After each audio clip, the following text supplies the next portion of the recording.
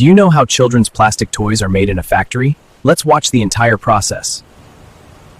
Most plastic toys are made from small plastic pellets. These pellets go into the machine, where they melt at high temperatures and turn into thick plastic. Steel or aluminum molds are made according to the shape of the toy.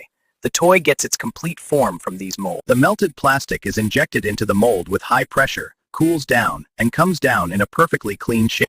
The edges of the toy that comes out of the mold are trimmed so that no sharpness is felt when holding it. Painted, and designs and stickers are applied to it. Non-toxic paint is always used for children's toys. If the toy is made of multiple parts, the wheels, body, sound chip, or light components are assembled. Every toy goes through strict safety tests, brake tests, edge inspections, and chemical safety checks.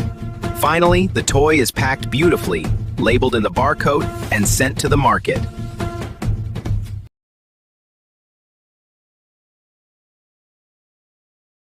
And this is how a small toy goes through a long process and becomes a part of children's happiness.